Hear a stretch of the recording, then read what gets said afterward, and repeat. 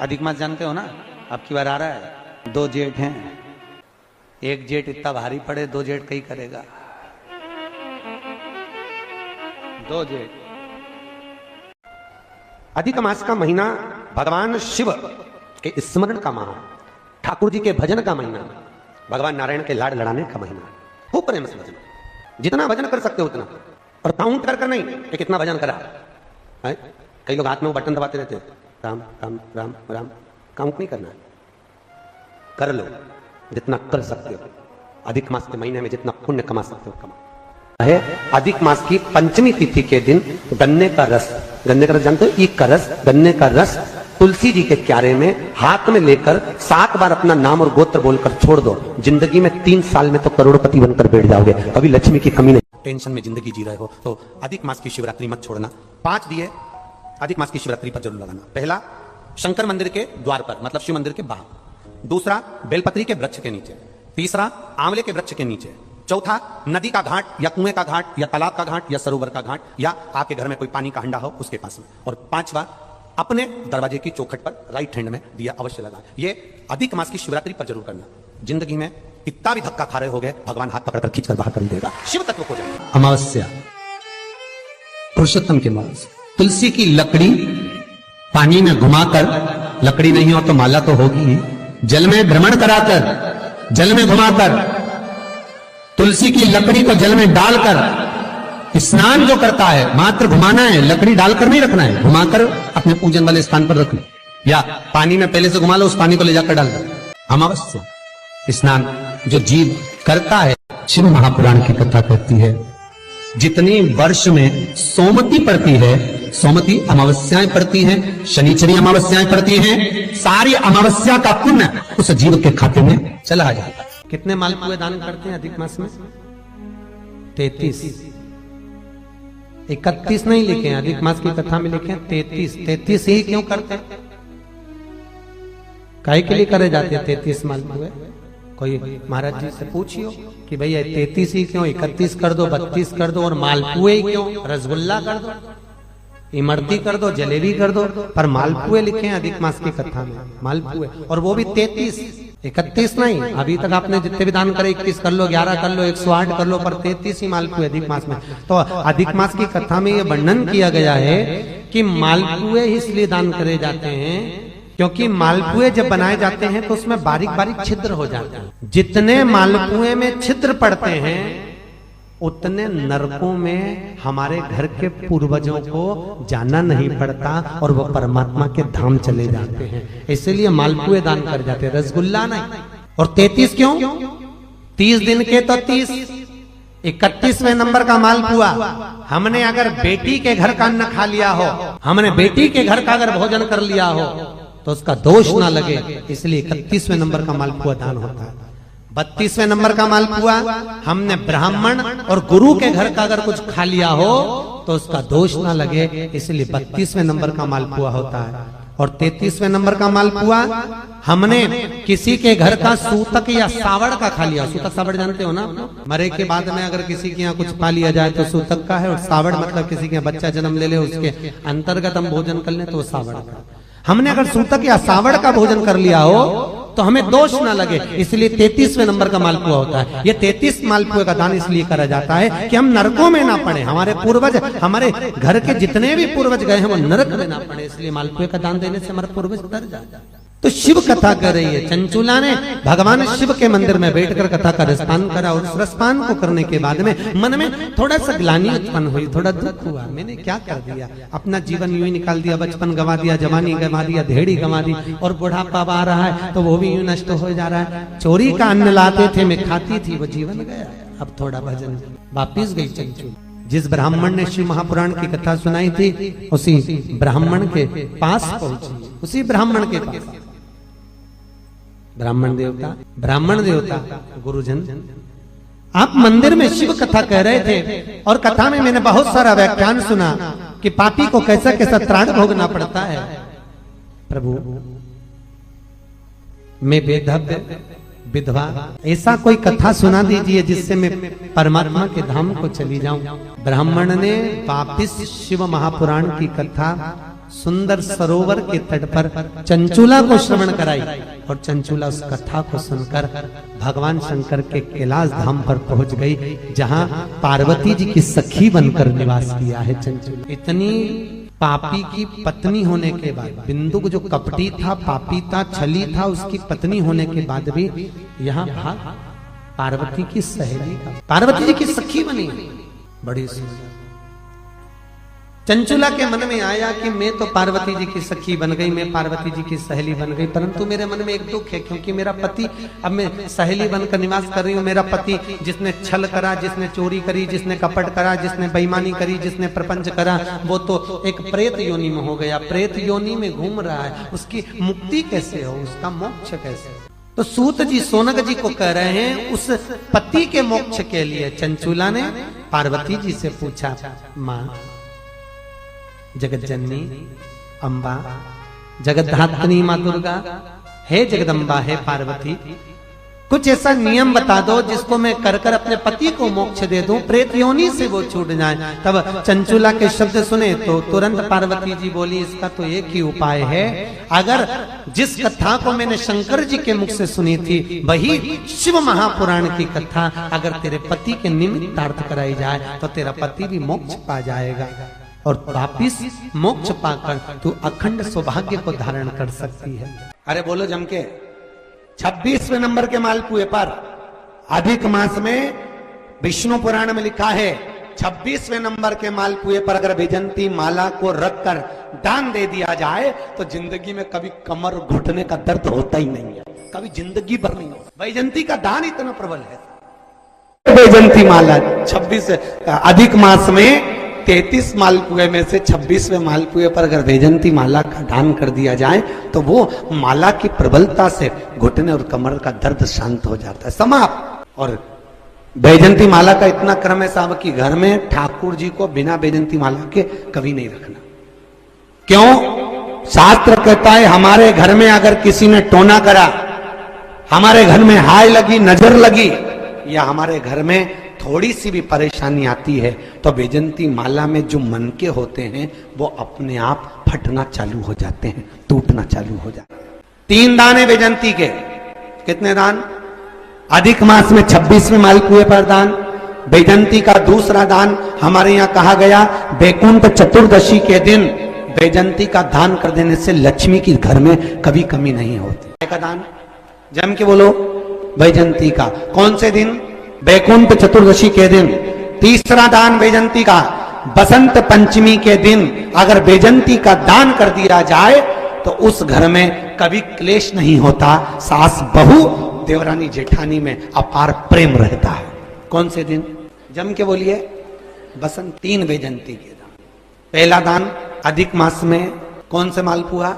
26वां मालपुआ वैजंती का दान। दूसरा बैकुंठ चतुर्दशी के दान, किसके लिए? लक्ष्मी के लिए। तीसरा बसंत पंचमी के दिन वैजंती का दान, काय के लिए? घर परिवार में प्रेम को बढ़ाने के लिए।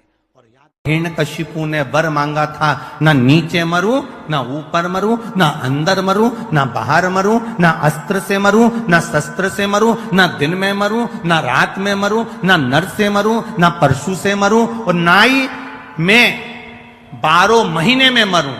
भगवान ने तथास्तु कह दिया था। और एक अधिक कर कर मेरे भगवान ने एक अधिक कर कर मलमास को प्रकट करा, अधिक मास को प्रकट करा, और अधिक मास को प्रकट कर कर उसको उस अधिक मास में नरसिंह भगवान प्रकट होकर हिरण्यकशिपु का संहार करे। माता लक्ष्मी एक बार भगवान विष्णु से प्रश्न करी है कि ये सारा ठाट भगवान नारायण आपको बैकुंठ का राज्य कैसे मिला, आप बैकुंठ के अधिपति कैसे बने, आपको जो बैकुंठ कैसे प्राप्त हुआ? राम जी महाराज, भगवान विष्णु आप राम जी के अवतार हुए, राम जी बनकर अपने अयोध्या का राज्य भोगा, कृष्ण का अवतार लिया, द्वारका का राज्य भोगा, मथुरा का राज्य भोगा, ब्रज का राज्य भोगा। आखिर आपको ये राज्य हर घड़ी, हर पल, हर क्षण कैसे प्राप्त होते हैं, किस तरह से? भगवान विष्णु से माता लक्ष्मी ने प्रश्न करा है विष्णु पुराण के अंतर्गत, और कुर्म पुराण में भी इसका वर्णन। ये आपको सुख कैसे मिल जाता है? आपको बैकुंठ का राज्य मिल गया, आपको द्वारका का राज्य मिल गया, आपको अयोध्या का राज्य मिल गया, आपको रावण की लंका दूसरे की थी वो लंका का राज्य आपको प्राप्त हो गया। ये कैसे प्राप्त हो जाता है? भगवान विष्णु ने अपनी धर्म पत्नी माता लक्ष्मी से कहा, लक्ष्मी मैं प्रतिदिन शंकर के शिवलिंग की आराधना करता हूं। लक्ष्मी जी ने कहा, क्या नाथ मैं शिवलिंग की आराधना कर सकती हूं? क्या मैं शंकर के शिवलिंग का पूजन कर सकती हूं, उसकी आराधना कर सकती हूं? भगवान कहते हैं, भगवान विष्णु ने माता लक्ष्मी से कहा, लक्ष्मी सारे देवी देवताओं ने अलग अलग शिवलिंग का निर्माण करा। किसी ने पारद का शिवलिंग बनाया, किसी ने मोती का शिवलिंग बनाया, किसी ने स्फटिक का शिवलिंग बनाया, किसी ने स्वर्ण का शिवलिंग बनाया, किसी ने हीरे का शिवलिंग बनाया, किसी ने पन्ना का शिवलिंग बनाया। तुम्हारी मर्जी पड़े, तुम वो शिवलिंग का निर्माण करो। माता लक्ष्मी ने सुंदर आनंद के साथ एक पुखराज का शिवलिंग का निर्माण करा और सुंदर माता ने उस शिवलिंग की आराधना और पूजन करना प्रारंभ कर दिया। अब क्या मिला माता लक्ष्मी जी को? लक्ष्मी जी को मिला क्या? क्या प्राप्त हुआ माता लक्ष्मी जी? भगवान कृष्ण की प्रिया है राधिका जी, राधिका जी के प्रिय हैं भगवान कृष्ण। राम जी को बीच में कुब्जा भी मिली, सुपनखा भी मिली। मेरे नारायण को बहुत कुछ प्राप्त हुआ, पर आज भी लक्ष्मी जी को क्या मिला है? तो कहा, लक्ष्मी तुम किस चीज के लिए शिव जी की आराधना कर रही हो? लक्ष्मी जी कहती हैं, बस आपके चरण की सेवा मुझे दिन रात मिले। नारायण कहते हैं, मैं तो भगवान शिव के सेवा में लगा रहता हूं और आप मेरे चरण की सेवा मांग रही हो? तो मेरे चरण की सेवा इससे नहीं मिल सकती। कोई देगा तो वो देवाधिदेव महादेव ही दे सकते। घोर तप माता लक्ष्मी ने करना प्रारंभ करा। शिवलिंग का स्नान कराती, शंकर भगवान का अभिषेक करती, शंकर भगवान की पूजन करती, शिव जी का सुंदर आनंद से श्रृंगार करती। मेरे देवाधिदेव महादेव, मेरे काल अधिपति महाकाल राजा, मेरे विश्वनाथ भगवान स्वयं उस शिवलिंग में से प्रकट होकर बोले, लक्ष्मी तुम्हें क्या चाहिए? लक्ष्मी जी कहती हैं, प्रभु आपने मेरा विवाह नारायण के साथ तो कर दिया, पर नारायण दिन रात आपकी सेवा में लगे रहते हैं तो उनके चरण मुझे नहीं मिल पाते। शंकर भगवान ने कहा, मैं वचन देता हूं लक्ष्मी, तू नारायण के चरणों में सदा विराजमान मिलेगी। ब्राह्मण हो, क्षत्रिय हो, वैश्य हो, शूद्र हो, बच्चा हो, जवान हो, बूढ़ा हो, बेटी हो, बेटा हो, नारी हो, पुरुष हो, जो है अगर वो शिव की आराधना में लगा है, उसका मनवांछित फल की पूर्ति हुई है, प्राप्ति हुई है। और कोई तुमसे कहे कि स्त्री शंकर भगवान का आराधना कर सकती है, पूजन कर सकती है, तो दूर नहीं जाना। ये जो शिव पुराण है हमारे पास में, गीता प्रेस गोरखपुर की, उसका दर्शन मैं आपको करा देता हूं। ये शिव पुराण गीता प्रेस गोरखपुर की है, तुम भी बाजार से लेकर आना। इसका 73 नंबर का पेज निकाल कर पढ़ना विद्येश्वर संहिता में से। उसमें लिखा हुआ है, जो नारी शंकर भगवान का स्नान कराती है, श्रृंगार करती है, पूजन करती है, वो संसार सागर से मुक्त होकर मां पार्वती की परम सखी बनकर विराजमान होती है। यह विद्येश्वर संहिता का है। और इसी शिव महापुराण का 73वें नंबर का पेज पढ़ने के बाद में 75 नंबर पेज को पढ़ना विद्येश्वर संहिता का। उसमें लिखा है, जो शंकर भगवान को जल चढ़ाकर उस जल का आचमन करता है, वो 3 ताप से दूर हो जाता है। ये पन्ना मैं निकाल रहा हूं और उसको मैं लाइन से अक्षरों पर लाइन दिखा रहा हूं। मेरा निवेदन है, आप भी बताना कि शंकर जी पर जल चढ़ाकर पीने का कितना लाभ है। प्रश्न नंबर 75। अब आस्था चैनल से निवेदन है, और आप सब भी एलसीडी पर ध्यान देंगे, और अपने अपने मोबाइल पर भी, जितने लोग टीवी पर कथा सुन रहे हैं वो, मोबाइल पर सुनने वाले वो, जो लोग कहते हैं शिव जी पर जल चढ़ा हुआ नहीं पीना चाहिए, उसके लिए मेरे वेद व्यास जी लिख रहे हैं, पेज नंबर 75 विद्येश्वर संहिता, ध्यान रखिएगा। जो मनुष्य, उंगली पर ध्यान देंगे जो टीवी पर चल रही है, जो मनुष्य शिवलिंग को विधि पूर्वक स्नान कराकर उस स्नान के जल का 3 बार आचमन करता है, उसके कायिक, वाचिक और मानसिक तीनों प्रकार के पाप शीघ्र नष्ट हो जाते हैं। ये शिव पुराण। अब शंकर भगवान के शिवलिंग पर चढ़ा हुआ नैवेद्य, शंकर भगवान के शिवलिंग पर चढ़ा हुआ प्रसाद खा सकते हैं कि नहीं खा सकते? कोई कहता है महाराज जी स्वान की योनि हो जाएगी, कुत्ता बन जाओगे, कोई कहेगा ये बन जाओगे, कोई कहेगा वो बन जाओगे। अब उसको पढ़िए, पेज नंबर 75 शिव महापुराण विद्येश्वर संहिता, मेरी उंगली चल रही वहां पर ध्यान देना। भगवान शिव का नैवेद्य अग्रह है। इस भगवान भावना को मन से निकाल दें कि शिव जी का चढ़ा हुआ प्रसाद नहीं खाया जाता, ये भावना मन से निकाले।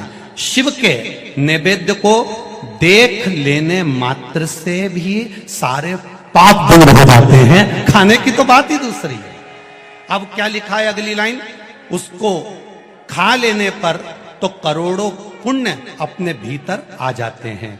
आए हुए शिव नैवेद्य को, जो शंकर का प्रसाद है, शिव जी पे चढ़ा हुआ नैवेद्य है, अगर वो आपके सामने आ जाए उसको सिर झुकाकर प्रसन्नता पूर्वक खा लेना चाहिए। जो शंकर के चढ़े हुए नैवेद्य को ये कह देता है कि थोड़ी देर से खाऊंगा, वो पाप में लिप्त होता चले जाता है। यहां तक उसका वर्णन किया, वो मनुष्य पाप में बंध जाता है। इसलिए शंकर को चढ़ा हुआ नैवेद्य, भगवान का बस केवल नैवेद्य का दर्शन ही हो जाए तो जीव कोटि कोटि पुण्य प्राप्त कर लेता है। वो शिव तत्व, ये शिव महापुराण है। अब आज के जमाने में नए नए पंथ बन गए, नए नए पंथ चल गए, तो उन्होंने अपने को उठाने के लिए शंकर जी की निंदा कर दी। शिव जी के मंदिर मत जाना, शंकर का प्रसाद मत लेना, शिव जी को देखना मत, शंकर के द्वार मत जाना। हम किसी पंथ की पुस्तक की बात नहीं करते, क्योंकि सबने अपने अपने पंथ बनाए तो सबने अपने अपने भाव से लिखा। हम वेद व्यास जी ने जो विद्येश्वर संहिता में लिखा उस शिव महापुराण का वर्णन करते हैं, जो आपने 75 number page Gita Press Gorakhpur की शिव महापुराण पुस्तक का आनंद करते हुए इस पुराण में पढ़ा। विद्येश्वर संहिता स्मरण, भ्रांति निकालो मन से। लोग भटकाएंगे, लोग तुम्हें भ्रमित करेंगे, तुम शंकर जी की आराधना करने लगोगे, भगवान का भजन करने लगोगे, भक्ति में डूबने लगोगे, डूबने लगोगे, डूबने लगोगे, डूबने लगोगे, तो लोग तुम्हें भ्रम उत्पन्न करेंगे। शंकर मंदिर मत जाना, शिव जी का प्रसाद मत लेना, शंकर जी पे चढ़ा हुआ जल मत पीना। लोग तुम्हें भ्रमित, उस भ्रम से निकालती है मेरी शिव महापुराण की कथा। आप एक एक शब्द का स्मरण करो। मेरा निवेदन है, जिसने शिव को जान लिया उसने संपूर्ण जीवन भगवान के सुपुर्द अपना कर दिया और अपने जीवन को भगवान शिव का मात्र स्मरण कर लेने पर, भगवान शंकर का मंत्र का जाप कर लेने पर, भगवान शंकर के नाम स्मरण में डूब जाने पर